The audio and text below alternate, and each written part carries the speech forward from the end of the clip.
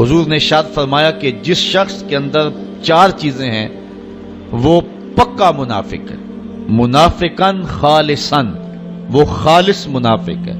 یہاں تو یہ لفظ ہیں، ایک حدیث میں آتا ہے وَإِن صَلَّى وَصَامَ، اگرچہ وہ نماز بھی پڑھے اور روزے بھی رکھے، لیکن بخاری اور مسلم کی حدیث کے اندر یہ لفظ نہیں ہے۔ یہاں اتنے لفظ بیان فرمائے گئے ہیں، اربعٌ من کن فیہ کان منافقا خالصا، جس شخص کے اندر یہ 4 چیزیں ہیں وہ خالص منافق ہے۔ ومن کانت فیہ خصلۃ منہن کانت فیہ خصلۃ من النفاق حتی یدعھا، اور جس کے اندر ان 4 خصلتوں میں سے کوئی ایک ہے تو اس میں منافقت کی ایک خصلت، ایک عادت پائی جاتی ہے، اس کو چاہیے کہ اس کو دور کر دے۔ جب تک وہ دور نہ کرے گا اتنی دیر تک جو ہے وہ خصلت اس کے اندر جو ہے وہ منافقت کا سبب رہے گی۔ پہلی چیز، اذا حدث کذب، جب بھی بولے تو جھوٹ بولے۔ آج میں اور آپ اپنے معاشرے کی ترتیب دیکھ لیں، جھوٹ ایک فن عظیم بن کے رہ گیا ہے، اور یہ علامت میرے اور آپ کے آقا و مولا نے جو ہے وہ بتائی ہے خالص منافق کی، کہ منافق جب بھی بولتا ہے جھوٹ بولتا ہے، مومن جھوٹ نہیں بولتا۔ حضور علیہ السلام سے پوچھا گیا کہ حضور مومن بزدل ہو سکتا ہے؟ فرمایا مومن بزدل نہیں ہوتا، بہادر ہوتا ہے، لیکن ہو سکتا ہے کبھی بزدلی بھی کر جائے۔ پھر عرض کی کہ حضور مومن بخیل ہوتا ہے؟ کہا نہیں، مومن سخی ہوتا ہے، لیکن ہو سکتا ہے کبھی اس سے بخل بھی ہو جائے۔ پھر عرض کی گئی کہ حضور مومن جھوٹا ہو سکتا ہے؟ فرمایا جھوٹا نہیں ہو سکتا، یہ طے ہے کہ مومن جھوٹا نہیں ہو سکتا، وہ ہوتا سچائی ہے۔ تو یہ مومن کی شان ہے، اور منافق جب بھی بولتا ہے جھوٹ بولتا ہے۔ وَإِذَا وَعَدَ أَخْلَفَ، اور دوسری منافق خالص کی علامت یہ ہے کہ جب وہ وعدہ کرتا ہے تو پھر پورا نہیں کرتا۔ آج کل تو جس سے وعدہ کریں لوگ کہتے ہیں اللہ کرے وہ ماری جائے، جس کو پیسے دینے ہو کہتے ہیں کہ وہ تو کسی ایکسیڈنٹ کسی حادثے میں فوت ہو جائے، مجھے دینے ہی نہ پڑے۔ آج کل تو حالات اس سے بھی آگے جا رہے ہیں۔ تو یہ منافقانہ روش ہے کہ وعدہ کیا جائے پھر اس کو پورا نہ کیا جائے۔ تیسری بات، وَإِذَا عَاهَدَ غَدَرَ، اور جب وہ کوئی عہد کرتا ہے تو پھر وہ پورا نہیں کرتا، عہد کی پاسبانی نہیں کرتا، غداری کر جاتا ہے۔ جو عہد کیے ہوئے ہوں ان کو ہر صورت میں قائم رکھنا پڑتا ہے۔ غزوہ بدر کے موقع پہ حضرت حسین رضی اللہ تعالی عنہ اور ان کے بیٹے یہ مکے سے ہجرت کر کے مدینہ کی جانب آ رہے تھے۔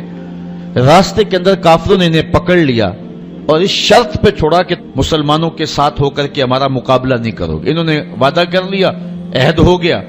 جب پہنچے تو اس وقت حضور علیہ السلام بدر کے مقام پہ تشریف فرما تھے، اور یہ بھی بدر کے موقع پہ اپنے آقا و مولا سے جا کے ملے۔ تو حضرت حسین رضی اللہ تعالی عنہ اور ان کے فرزند ارجمند رضی اللہ تعالی عنہ انہوں نے عرض کی کہ حضور ہمیں کافروں نے راستے میں پکڑ لیا تھا، اور ہمارا ان سے یہ معاہدہ ہوا ہے کہ ہم مسلمانوں کے ساتھ مل کر کے تمہارے خلاف نہیں لڑیں گے، تو ہمارے لیے کیا حکم ہے؟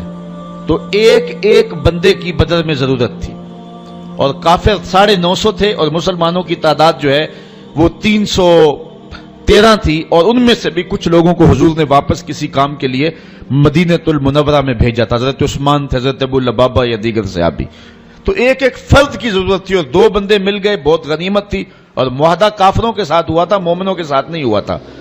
لیکن آقا کریم علیہ السلام نے فرمایا کہ تم ہمارے ساتھ رہو گے لیکن تم لڑ نہیں سکو گے۔ معاہدے کی پاسبانی کا درس عین جنگ کی حالت کے اندر آقا کریم علیہ السلام نے لوگوں کو دیا، اور یہ میرے اور آپ کے آقا و مولا حضور نبی رحمت صلی اللہ علیہ وسلم کی روشن زندگی ہے۔ آقا کریم علیہ السلام نے کسی سے وعدہ کیا کہ میں تمہارے انتظار میں یہاں کھڑا ہوں، وہ جا کے بھول گیا، اور حضور علیہ السلام 3 دن تک اس کے انتظار کے لیے وہیں کھڑے رہے، صرف قضائے حاجت اور نماز کے لیے جاتے، پھر آ کے وہیں کھڑے ہو جاتے۔ اور 3 دن کے بعد جب وہ شخص اس کو اچانک یاد آیا تو وہ پلٹا تو دیکھا حضور کھڑے ہیں۔ تو آقا کریم علیہ السلام کے پاس آیا تو شرمندہ تھا۔ حضور علیہ السلام نے صرف اتنا جملہ کہا، صاحب تو نے تو مجھے مشقت میں ڈال دیا، تو نے تو مجھے مشقت میں ڈال دیا۔ تو یہ ہے ایک نبی کی زندگی کا رنگ۔ اور منافق جب بھی وعدہ کرتا ہے تو پورا نہیں کرتا، جب عہد کرتا ہے تو عہد توڑ دیتا ہے۔ وَإِذَا خَاصَمَ فَجَرَ، اور جب وہ لڑتا ہے تو گالیاں بکتا ہے۔ الجھاؤ، اختلاف رائے، یہ زندگی میں اور معاشرے کے اندر ایک دوسرے سے پیدا ہو جاتا ہے، لیکن جب کسی سے الجھاؤ پیدا ہو جائے، کسی سے لڑائی پیدا ہو جائے، تو اس لڑائی میں جو ہے وہ گالی گلوچ کرنا یہ مومن کا طریقہ نہیں ہے، بلکہ ناراضگی اختیار کر لی جائے، خاموشی اختیار کر لی جائے، اور وہ بھی 3 دن سے زیادہ ناراض رہنے کا حکم نہیں ہے۔ 3 دن کے بعد فرمایا گیا کہ جو صلح میں پہل کرے گا وہ جنت میں بھی پہلے جائے گا۔ حضرت امام حسین رضی اللہ تعالیٰ عنہ کے بھائی ہیں حضرت محمد بن حنفیہ رضی اللہ تعالیٰ عنہ، ماں کی طرف سے فرق ہے، باپ کی طرف سے سکے ہیں، آپس میں کوئی الجھاؤ ہو گیا، شکر رنجی ہو گئی، 3 دن گزر گئے۔ حضرت محمد بن حنفیہ نے سوچا کہ امام حسین میرے بھائی بھی ہیں، بڑے بھی ہیں، پھر رسول خدا کی بیٹی کے بیٹے بھی ہیں، تو اگر ناراضگی ہوگی ہے تو میں جا کے صلح میں پہل کر لیتا ہوں، کوئی بات نہیں، گھر سے چلے۔ راستے میں حضور کا یہ فرمان آیا کہ جو 2 مومن آپس میں الجھ پڑیں، جو صلح میں پہل کرے گا وہ جنت میں پہلے جائے گا۔ یہ حدیث یاد آئی تو واپس پلٹ آئے اور گھر میں آ کے کاغذ کے ٹکڑے پہ ان کو خط لکھا اور قاصد کے ہاتھ بھیجا کہ میرے بھائی، میں تجھے منانے کے لیے گھر سے چلا تھا، راستے میں حضور کا یہ فرمان یاد آ گیا، میں تو گوارا نہیں کرتا کہ آپ سے پہلے جنت میں جاؤں، تو اس لیے آپ مجھ کو آ کے منا لیں، میں ناراض ہو کے بیٹھا ہوا ہوں۔ تو حضرت امام حسین آئے اور اپنے بھائی محمد بن حنفیہ کو راضی کر لیا۔ تو ہمیں یہ درس دیا گیا ہے، ہمیں یہ سبق دیا گیا